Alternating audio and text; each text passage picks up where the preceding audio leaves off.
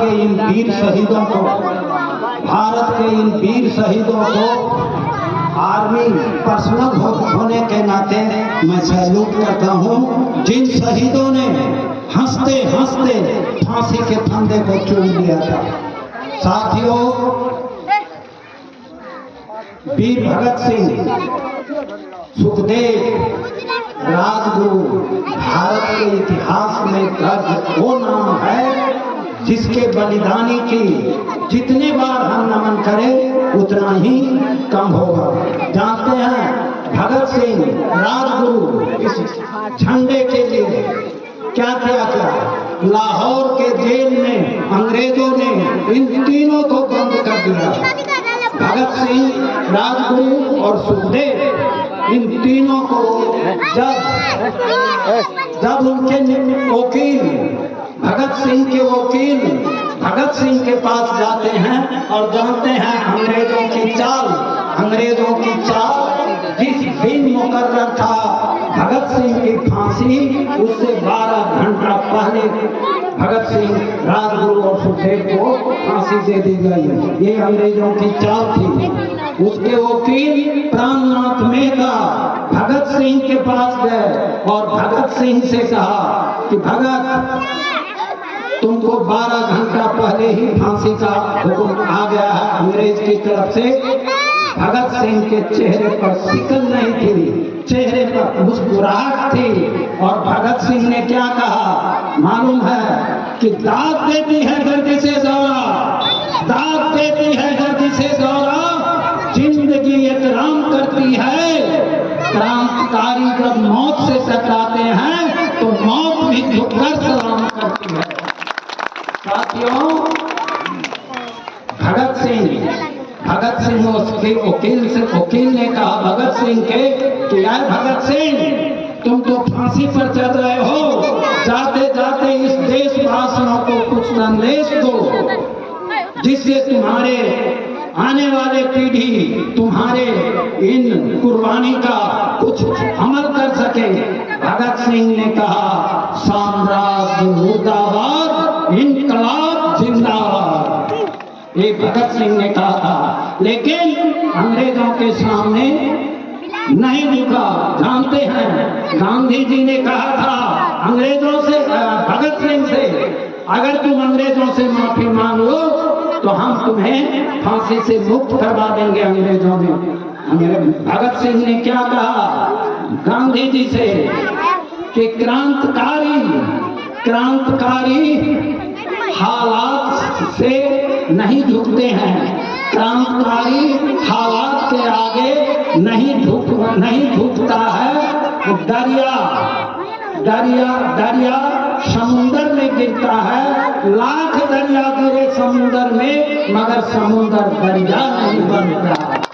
तो साथियों, ये भगत सिंह था, राजगुरु। जानते हैं इन तीनों को जब फांसी के तख्ते पर ले जा रहा था तो जेल के जितने कैदी थे सब रो रहे थे। भगत सिंह ने कहा डरो मत, रो मत, सरफरोशी की तमन्ना अब हमारे दिल में है, देखना है जोर कितना बाजुए का दिल में है। तो अंग्रेजों को इस तरह से चैलेंज किया। आज ये झंडा भी हमसे पूछ रहा है कि आज फहराने की वजह मैं शवों में लपेटा जा रहा हूँ। क्यों? आज जानते हैं जब हमारे वीर सैनिक फुलगामा, बालाकोट में मरते हैं तो उनको झंडे में लपेट करके लाया जाता है। साथियों, इस देश की हालत अभी क्या है, इस गांव की हालत अभी क्या है। अभी हमारे बल्ली महाराज कितनी सुंदर बात कही है।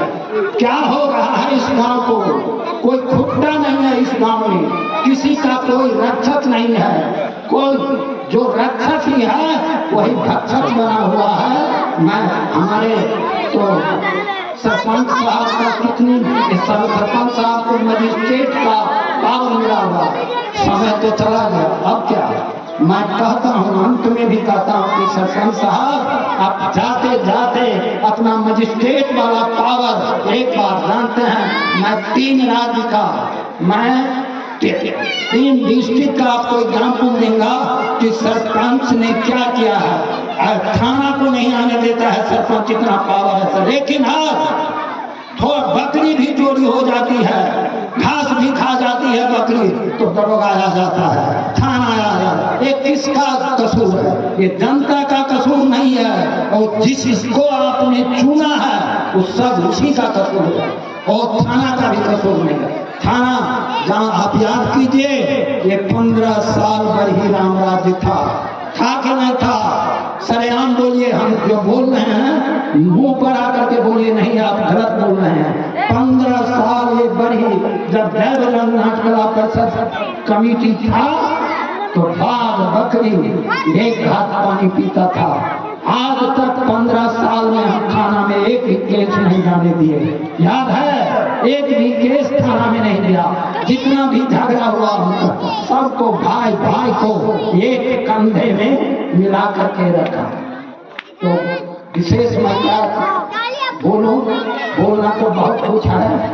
यह जो देश है हमारा, ये भारत, यहाँ की मिट्टी इतनी ममता और प्यारी है जो यहाँ बेटा बनाकर सबको बसाती रही है और सबका भरण पोषण करती रहती है।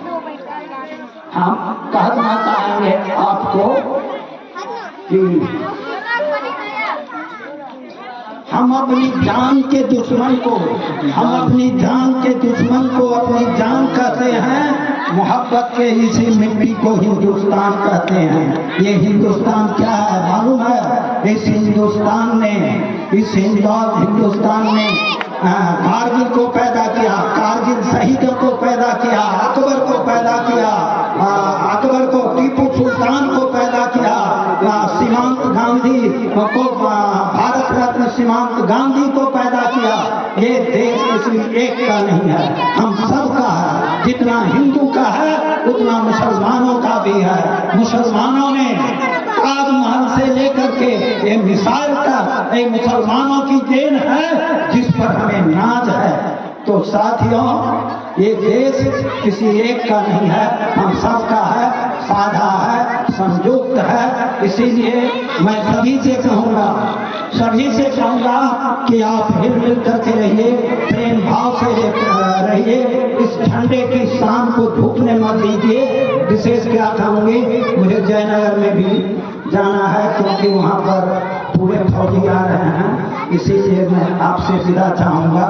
वैसे तो आप लोगों से विदा करने का मन नहीं होता है। कहते हैं कि वक्त नूर को कोई नूर बना देता है, थोड़े से जख्म को नासूर बना देता है। कौन चाहेगा आप लोगों से दूर होना, समय सबको मजबूर बना देता है। मैं अभी से मंच से कहता हूँ, ऐसा संसार सुन रहे हैं। वैसे तो मैं 7 बार मौत के मुंह में जा चुका हूँ, ये 8वां बार मैं मौत के मुंह में चला गया था। ये आपका प्यार, इस बड़ी जनता का प्यार और स्नेह मेरे पास है, जो मैं आज आपके सामने खड़ा हूँ। नहीं तो मैं 3 महीना बेड पर मौत से जूझ रहा था, ये सभी जानते हैं। ये आपका प्यार है, मोहब्बत है। इसी प्यार और मोहब्बत से मुझे कुछ नहीं चाहिए।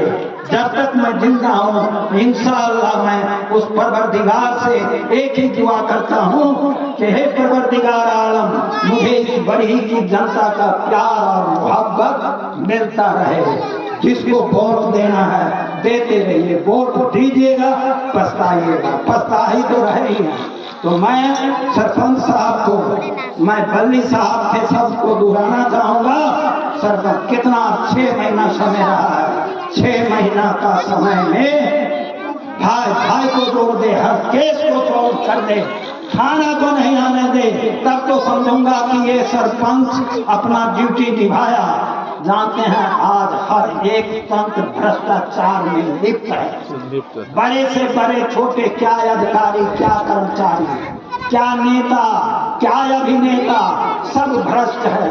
जानते हैं इस देश को नोच कर खाने वाला सभी खा रहा है, सब इस देश को खा रहा है, कोई देश को दे नहीं रहा है, सब देश से ले रहा है।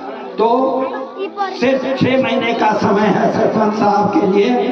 मैं इनके साथ हूँ कि जहाँ मुझे खोजेगा मैं वहाँ रहूँगा, और एक भी केस अगर थाना चला गया तो मैं बही में सरा कर, लेकिन जब यही थाना में जा कर के केस लिखाएगा तो हम क्या करेंगे? जब रक्षक एक भक्षक बन जाएगा तो हम क्या करेंगे? तो विशेष मैं अब नहीं करना चाहूँगा कि मेरे आंसुओं की सौगात न होगी, मेरे आंसुओं की सौगात न होगी।